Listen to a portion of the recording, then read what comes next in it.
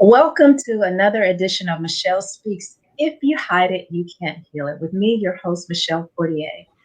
As you all know, Michelle Speaks. We love to highlight individuals that have turned their tragedies into triumphs, have harnessed the lessons and the pain that they've learned in them, and they are now have turned back and are giving back to their communities, either in the way of volunteerism, via organizations, activism, or just by being a light to those that have also encountered tragedies. And so I have with me a very special guest today who I am so honored to share with you all. Thank you so much, Karen, for agreeing to come on and share with us how we can learn to have contentment in the chaos. So thank you so much for joining us. Thank you, Michelle, for having me. I'm so excited to be here and hopefully can deliver a message that you're proud of.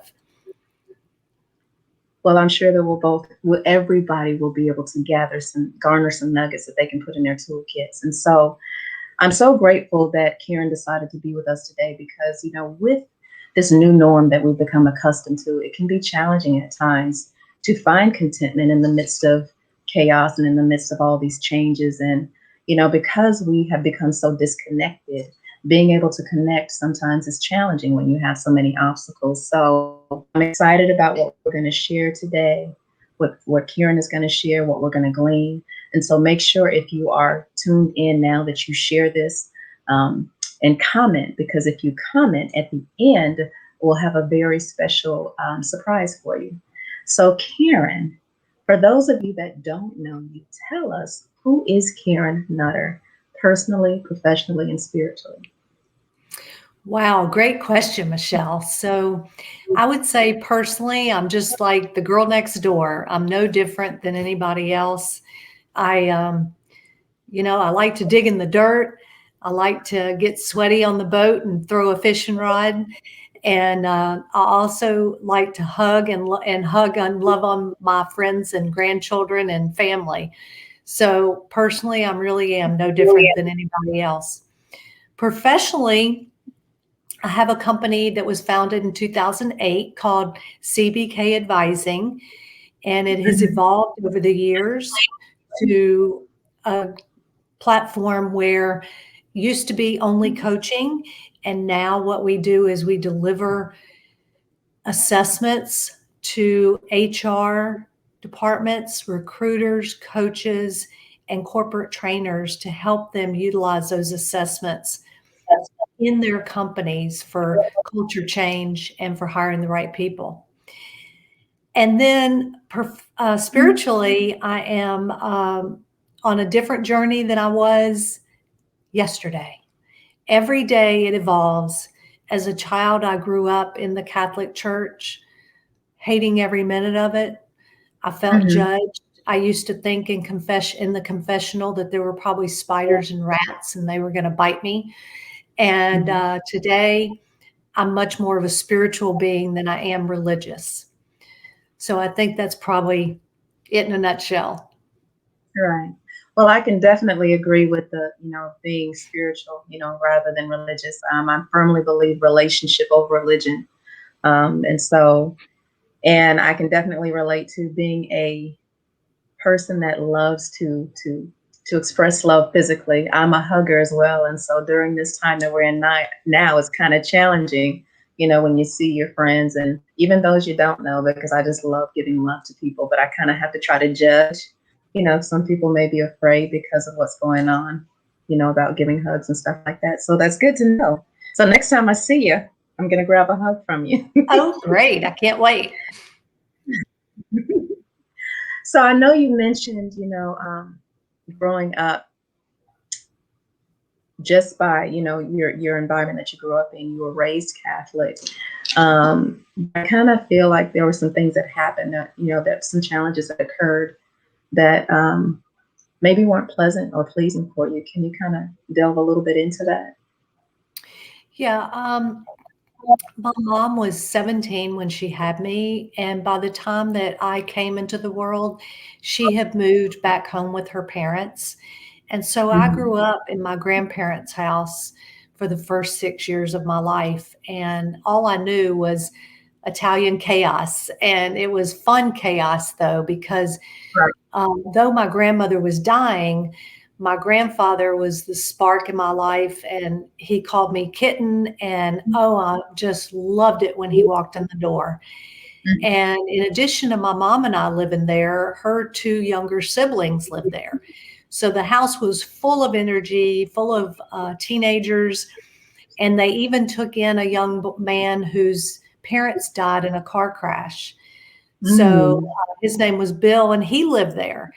And I kind of grew up with them.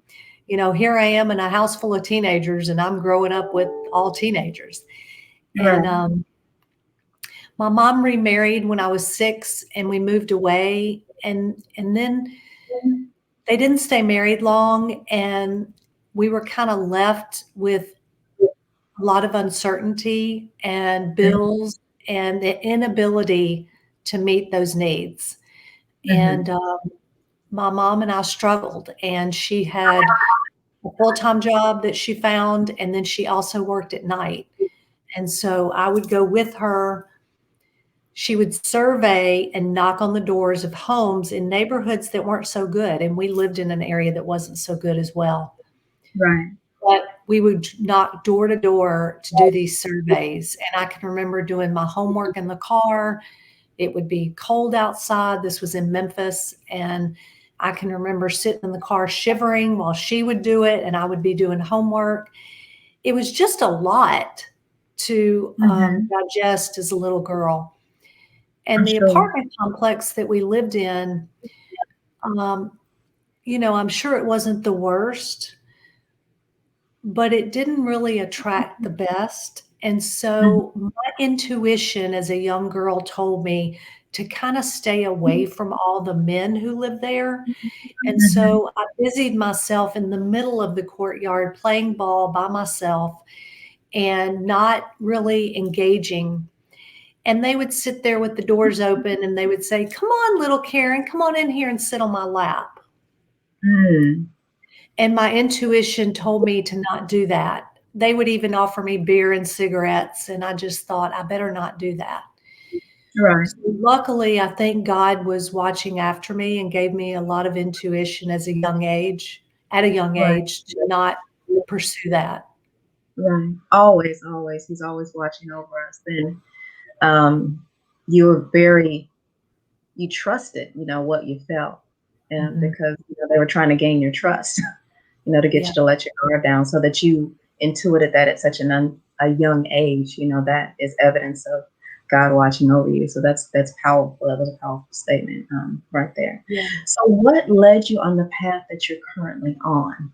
I know we chatted a little bit prior to today, but what kind of led you on the path, and what culminated in writing Contentment in Chaos? Well, first of all, I never felt content as a child. I Mhm. always felt like we were always on edge Mhm. because of financial reasons. My mom was always struggling. I was the kid in school that the school paid for me to go there. They paid for my uniform. They paid for my books. I was that kid.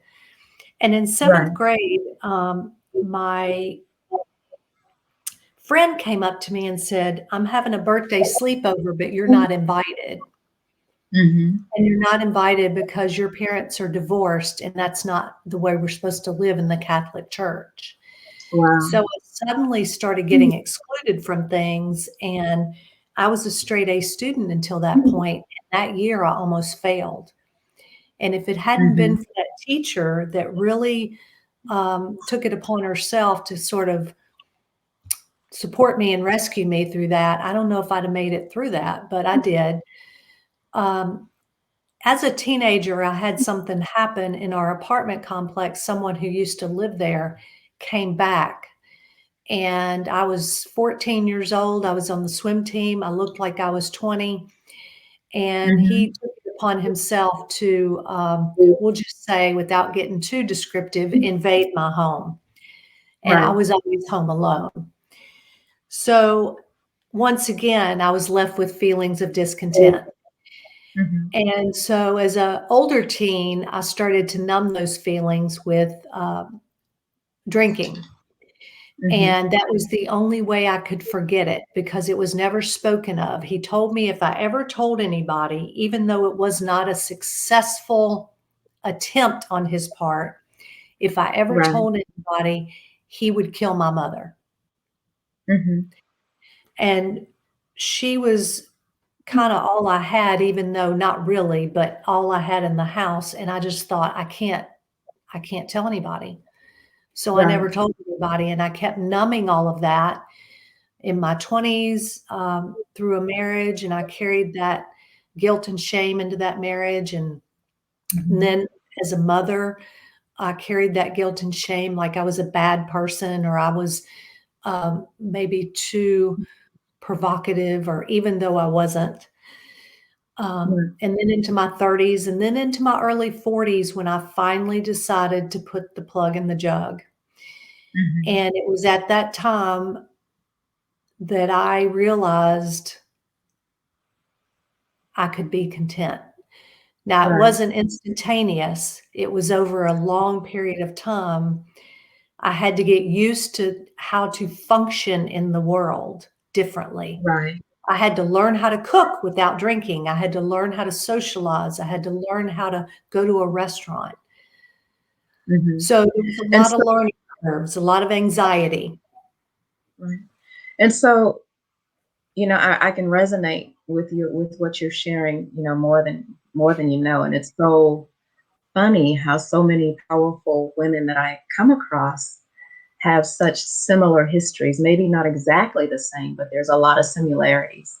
And so from the age of 14 to the age of 40, it took that long that you were carrying the weight of something, and you said the guilt and shame of something that you were not responsible for, but you took that on. Mhm. Um,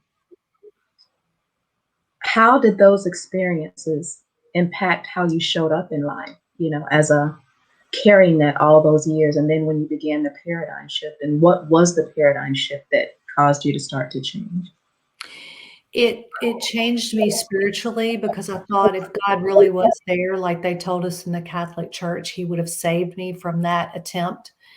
It changed Mhm. me physically because I felt very ashamed of my body, even though it was God's gift to me.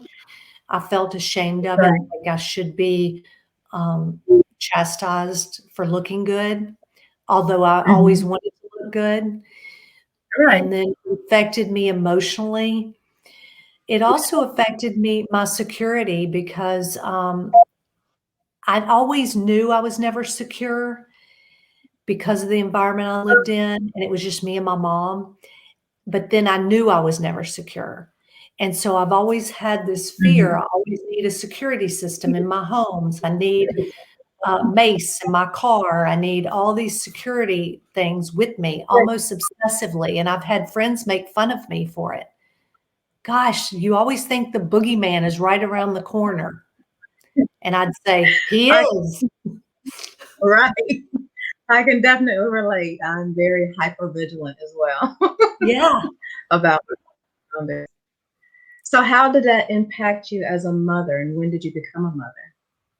So I was 23 when I had my son, and I Mhm. am, oh my gosh. So the whole thing impacted me in a different way than you would imagine. I was Mhm. actually a very doting mother and very interested in keeping him safe and secure, very interested in, I shared him. And I shared him with his grandparents. They would get to have him for a week every summer, but I was nervous that Mhm. whole time for his security. Right. And I trusted him, but I still was nervous. And Right. And what did that look like? How did you how was that manifested, that nervousness? Like, were there a lot of phone calls or oh, yes. Oh, yeah. And we lived 5 hours away. I would call every day. Is everything okay? Are you using his car seat? Have there been any right. strangers around?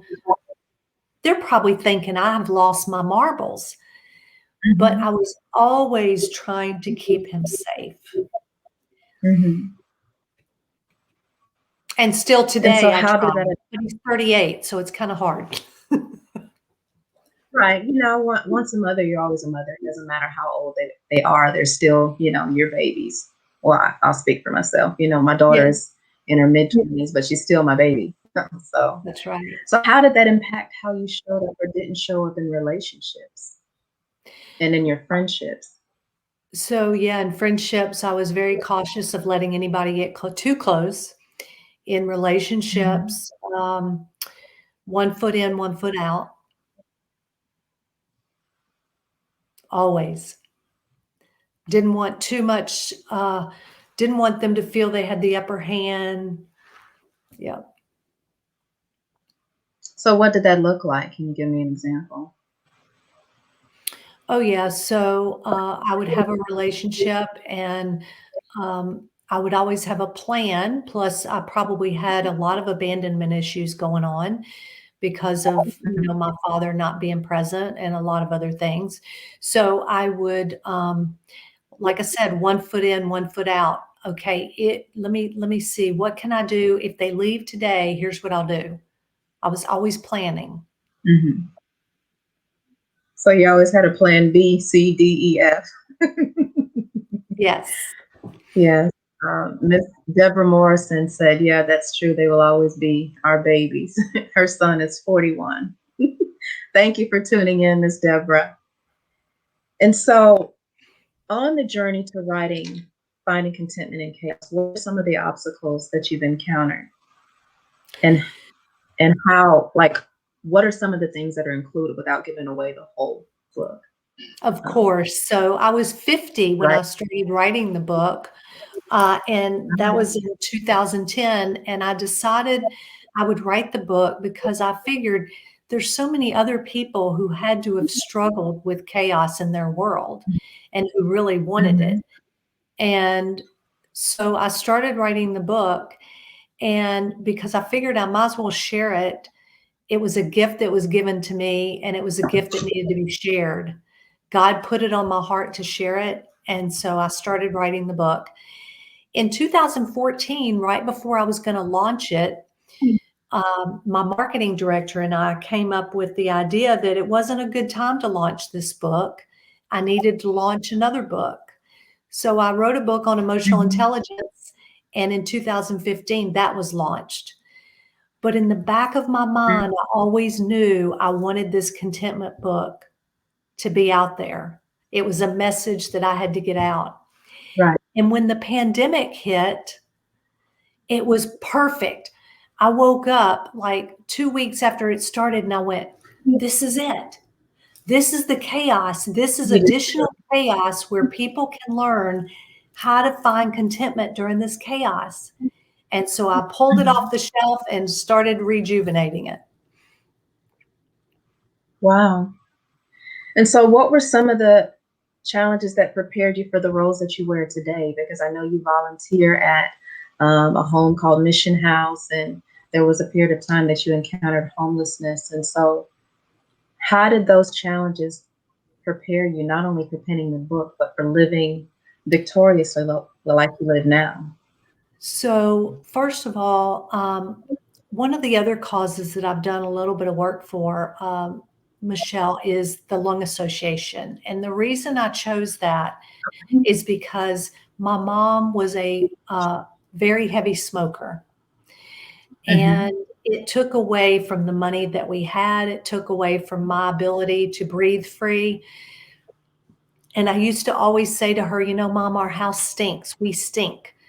And Hmm. it really bothered me. So a couple years ago, the Lung Association approached me about being a celebrity for their lip sync contest. And I thought, Right. I can't sing a tune.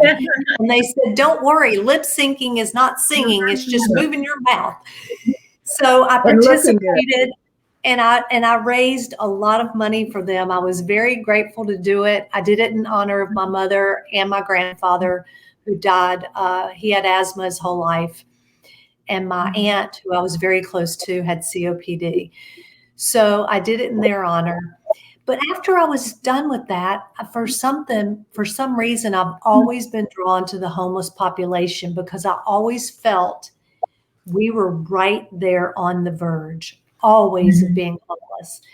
And Mhm. so I met up with the executive director of Mission House and I started cooking there. And then I started doing some other stuff with them, and I just love it. I absolutely love it. I love it. I love it. I love it. And so, hearing your story and hearing the challenges that you encountered young, at a very young age, and seeing how you kind of use that, you harness that in what you're doing today, that is such an inspiration. And, for those that are listening in, if you're encountering, some challenges because of, where we are now in this world, I pray that, even a little bit of what Karen is sharing will give you some hope. You can use some of the things that she's sharing as some nuggets to put into your toolkit. And so, with that being said, Karen, you mentioned when you were in elementary school and you were rejected from going to a party because of your of course of a lifestyle that you had no control over. You mentioned something. You said that there was a teacher that became your lifeline. And I know that there are people out there listening in that feel like they're just all alone, that everybody's against them, that they feel rejected and abandoned and isolated. So, what is something that you would say for that person listening in, who's struggling with not even just finding purpose, but being accepted or accepting themselves? What would you say to that person?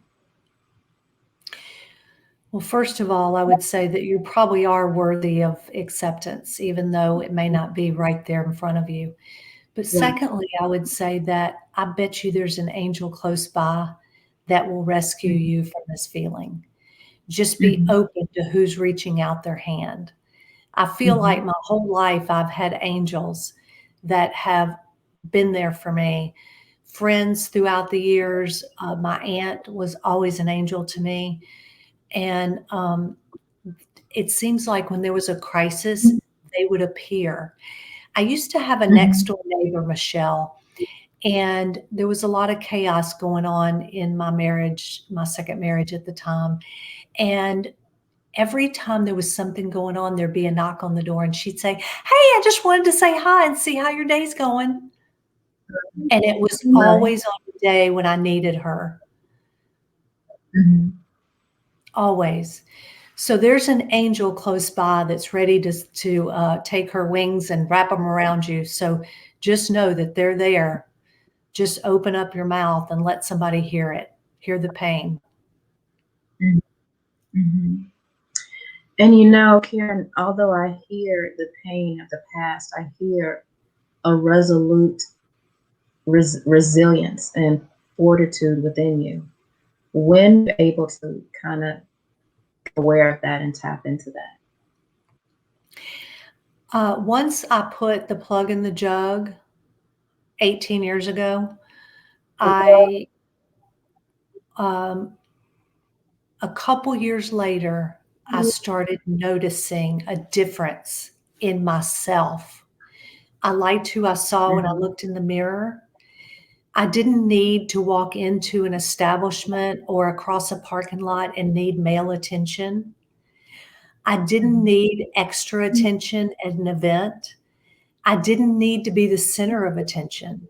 As a matter of fact, I kind of liked sitting back. It was okay with me. It had Mhm. never been okay with me to be in a room and not be the one. And Wow. today, it's okay.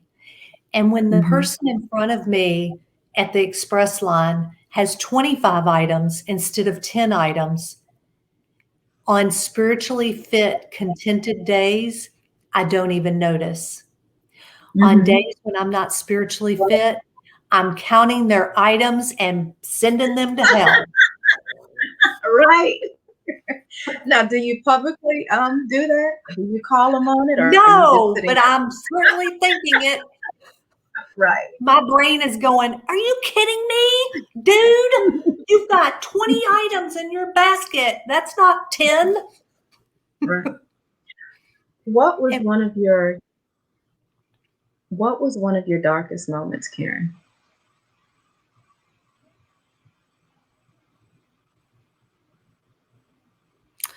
That that 14-year-old that was in her bathing suit that almost got completely violated and somehow stopped the process.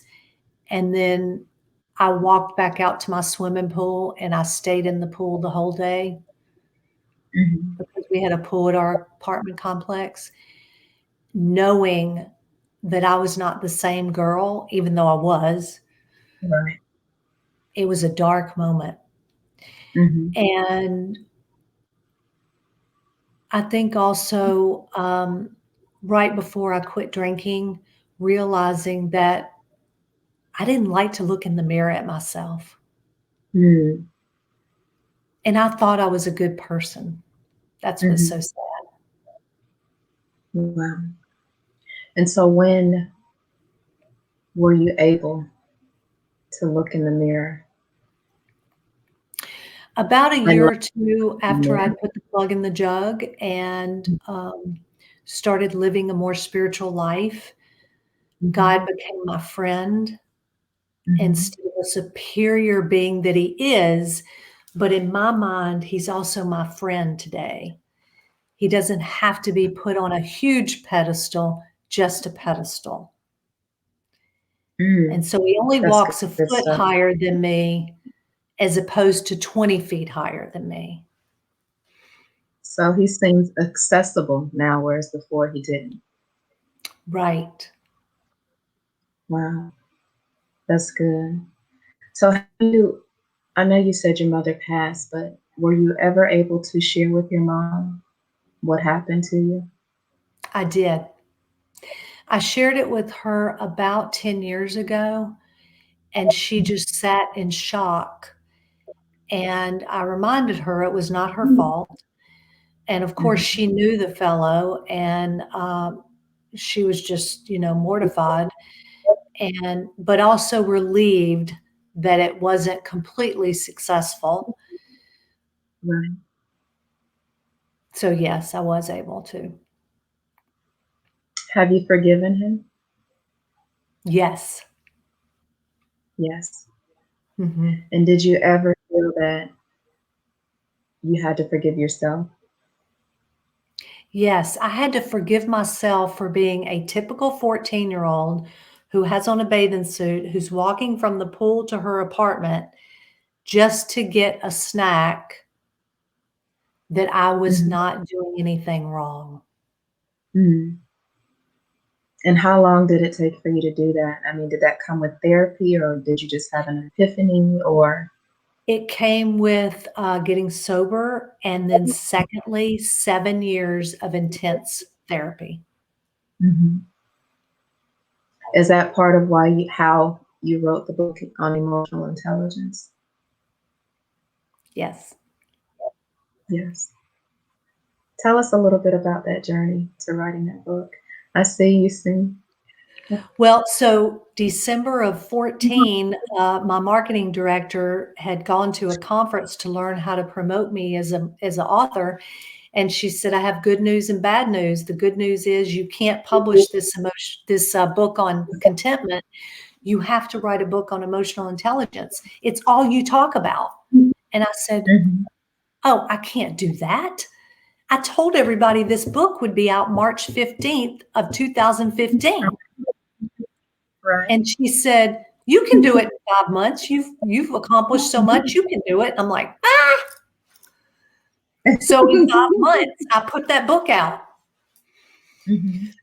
And she was right. It did need to be my first book. And Mhm. again, she was like the angel I needed to help me make that decision. The key is we just need to invite those angels to help us and to listen to us. I mean, to listen to Mm. them.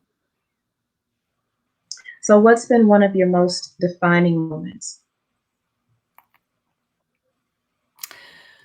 Um, Even though it wasn't a good moment, when I was 7, my mother asked me what I wanted to be when I grew up. And I told her I wanted to be a counselor for troubled kids or something like that. And she said, "Well, you can't do that because you won't Mm. make any money." And I said, well, what if I help all these people we live around get better jobs? You can't do that either because you won't make any money. And I was like, she said, you'll live like us. And I'm like, then what do I do? And she said, you have to go into sales and marketing. That's the only way Mhm. women make money.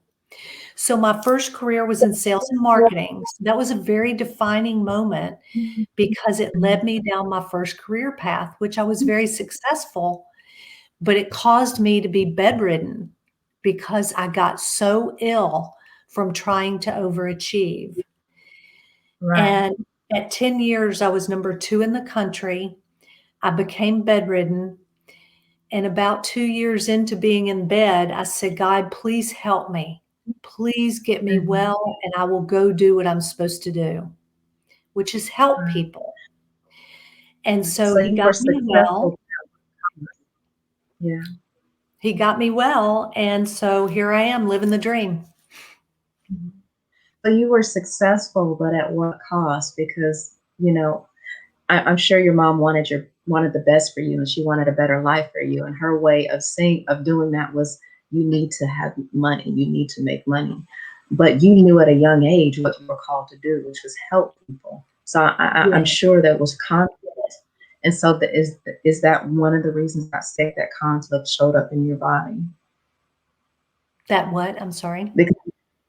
I said, was that one of the things that led to you becoming ill? Not just overachieving, but because you knew you were doing this to be successful, but you knew it wasn't really what you wanted to do or what Yes, you were called to do. I think doing something that I was not aligned to do, I think it was against Mhm, God's grain for me. It was against his plan for me.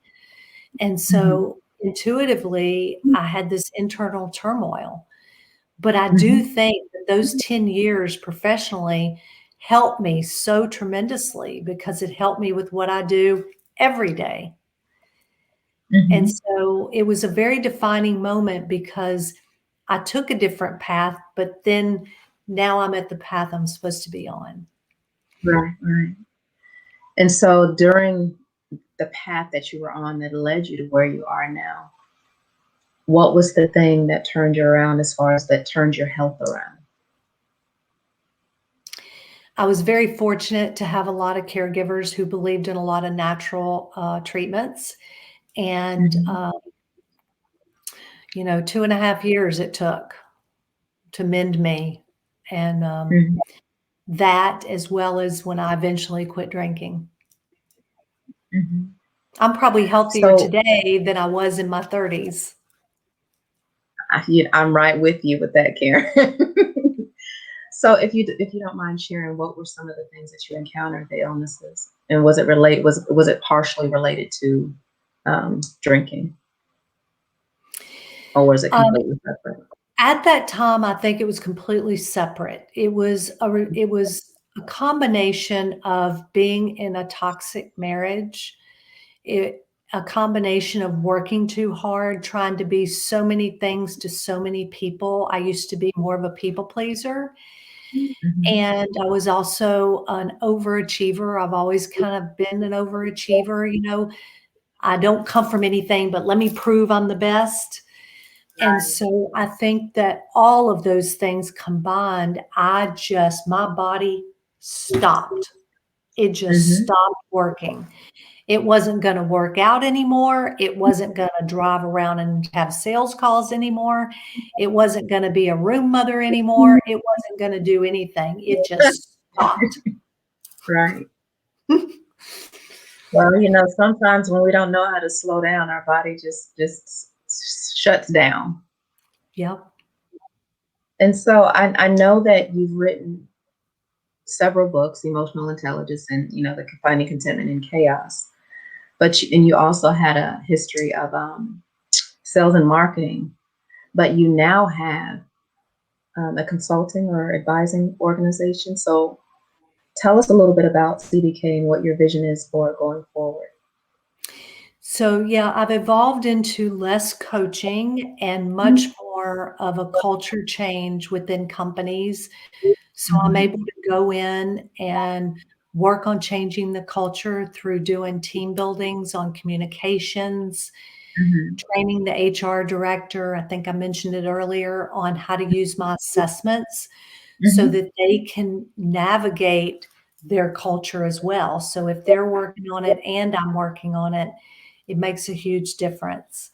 And Right. so I like to say that I changed the culture from the inside out. Oh, I love that. I love that. I love that. So, what has been the secret to your success outside of you becoming more spiritual and doing the work, the inner work of healing? What has been the secret to you sustaining that? Because I know that at times, because of our past, even though we've done all the work, that we still battle with some things like, if you have anxiety, what has been the secret to sustaining that and still maintaining what you're doing and moving forward? Yeah, I think the first and foremost secret has been God. Hmm. No matter what I decide on, no matter what I do, I consult with him first. Hmm. So when I felt like it was time to pull this book out of the shelf and work on it some more, I said, God, is this what you want me to do? Is this Hmm. really what you want? And then I stay quiet, I meditate, I pray, and I journal. And if that's what comes out of it, then that's what I do. Hmm. People ask me, can you go do this? And I'll say, let me check with my agent and I'll let you know. Right. And that's who my agent is. So I check with him and then I let them know what he says. So that's my I first think thing. I that we. think the second and third are probably my perseverance and determination. Mhm. I love that. How do you know that you've heard from him? Because he speaks to everybody differently. I don't know how to answer that except through prayer, meditation, and journaling. Um, when I stay quiet, I hear him tell me the right thing to do rather than the selfish thing Hmm. to do. Hmm. You So know, I there's a would like to peace. I would like to take like last Friday, I would like to take it off and go to the beach and look for shark's teeth. But the right thing to do would be to show up at Mission House and cook like I said I would. Right. And so So that's what I showing do. up. Yes. Mhm. Showing up is definitely a thing with me. Keep your word, even if you don't feel like it. Just show up. You never know what blessings may lie just by you showing up. Yeah. I love it. I love it. I love it. So, more about finding contentment in chaos. What are some of the challenges, the chaos for someone listening in, um, that you encountered, and how did you come to that place of contentment? Like some practical things that people can take away. Sure. So I think right now, because of our pandemic and we're sort of easing out of it, a lot of folks are discontent because they don't know if they're working from home. They don't know if they're working at the office, or maybe they're doing both. They really don't want to do one or the other, and they've got to navigate that conversation. They've got Mhm. children who are going to school, not going to school, going to virtual school, not going to virtual school, not doing well. They've got a spouse who's in the home working also. And so there's a lot of noise in the house. They're trying to navigate meetings and Zoom calls, and there's a lot of people in the house. There's just so much going on. And so in the book, I talk a lot about what causes our discontentment. And our Mhm. discontentment comes from not being happy with what we have. Always Mm. seeking that next thing, that next car. When I get that bright, shiny convertible, I'm going to be happy. When I get to be a speaker on Michelle's show, I'm going to be happy. When I get to go be a national author, I'm going to be happy. None of those things could be further from the truth because it comes from Mhm. within. And so the Great. solutions in the second half of the book are ways to find that contentment within no matter what's going on. Mhm. And I so love my, it. I my do. spiritual mentor has a saying, and it's called, when I'm hysterical, it's historical. I So like that. Can you I'll expound on explain that? that. Yeah. So when I feel discontent, when I feel anxious, when I feel worried or fearful, it's because of something that's happened in the past that triggers me and is causing my hysteria.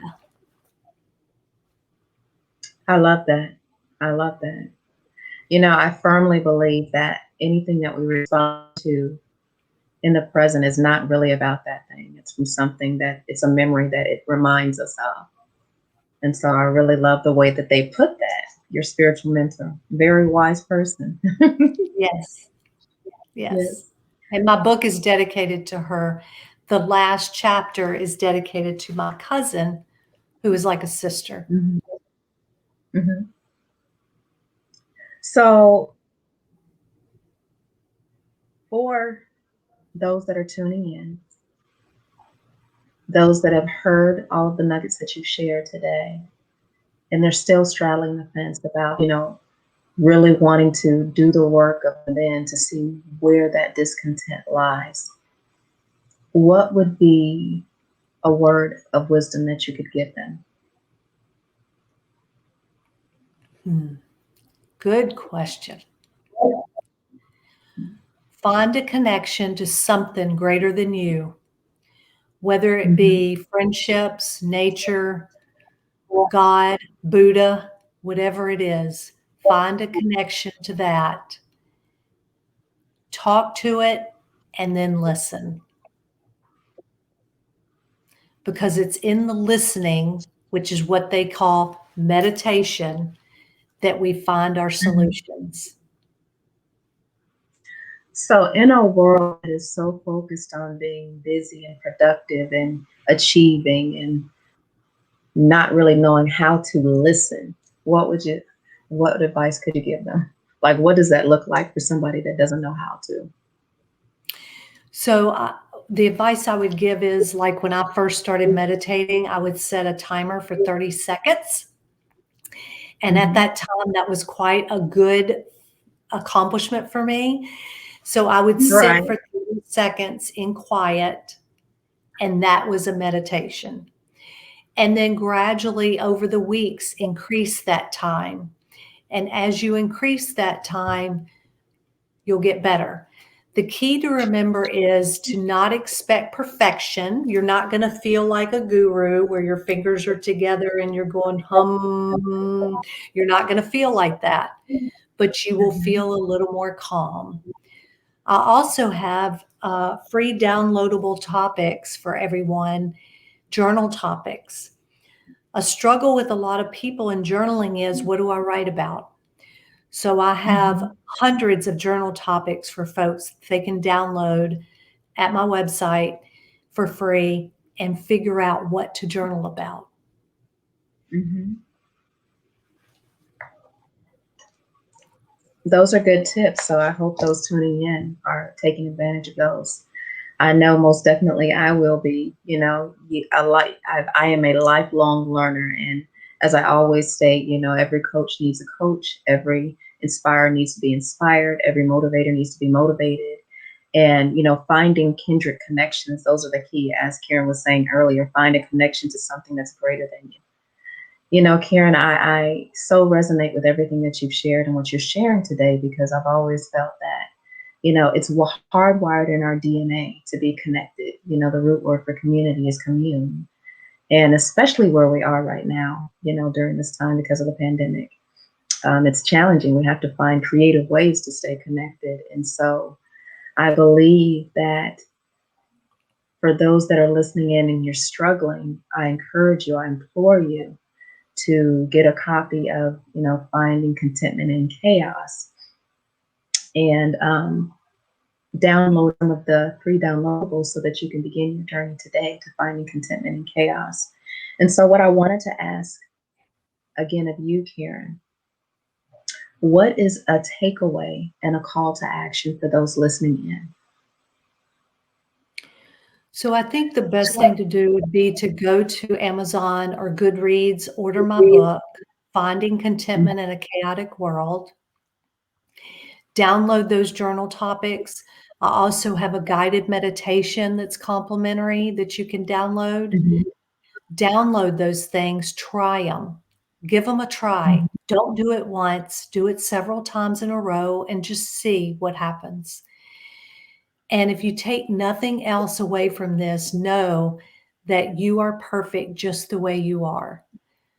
You're Mm. capable, creative, and complete just the way you are. But your insides can feel calmer with some guidance.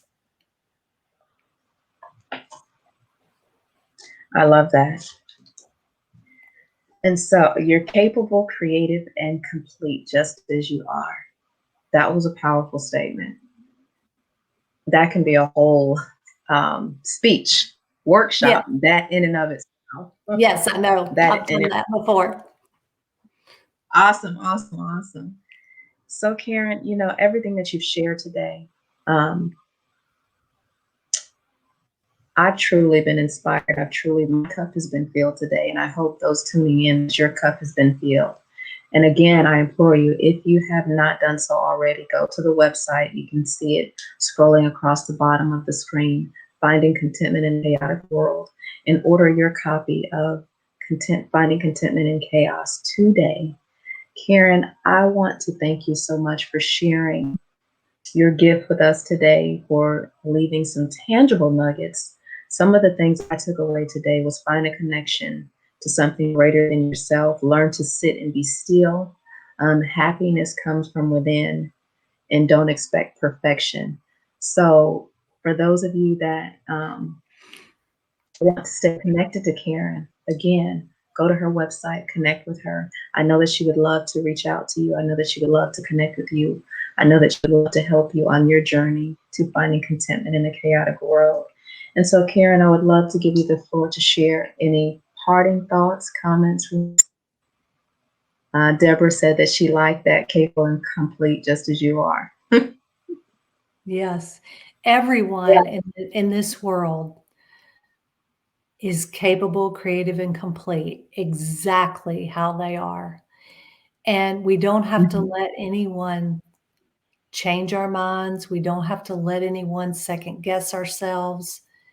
As long as we're doing the next right thing, we're good. And so finding a connection, sitting still with that connection like we do a friend, and taking a little bit of time every day to do that makes all the difference in the world in our contentment. And I want contentment for everybody, just like I want it for Mhm. myself, which is why I wrote the Mhm. book. It's not easy to be vulnerable and tell these things, but At it's easier all. to share them and know that I'm helping someone than it is to not share them. Mhm. So remember, I love it. everybody, there's angels out there waiting to put their arms around you and their wings around you. Just watch and I listen, love and they're there. I love it. I love it. I love it. And so, for those that are tuning in, I said that if you stayed on and tuned into the end, I'd have a special surprise for you. So, if you are listening in today, or if you have listened in and you gleaned something today, if you share that in the comments, or if you inbox me or share it on my Messenger Facebook, then I will provide a complimentary copy of Karen's book to you. I'm going to order one today. But if you can share with me just one or two nuggets from today, you will receive a copy. So I want to thank you again, Karen, for sharing your space with us today, for sharing your gifts. Um, and I hope that we continue to connect after this program. And so if you don't have any other parting thoughts, I want to thank you all again for tuning in to another edition of Michelle Speaks. If you hide it, you can't heal it. Make sure that you continue to tune in, and make sure that you go to Karen's site, Finding Contentment in a Chaotic World, and order your copy of her book today. If not for yourself, then order it for someone that you know that may be in need. So until next time, guys, you guys continue to take care, be well, and God bless. And know that on this pathway called life, that healing is a journey, it is not a destination. Thank you again, Karen. Thank you.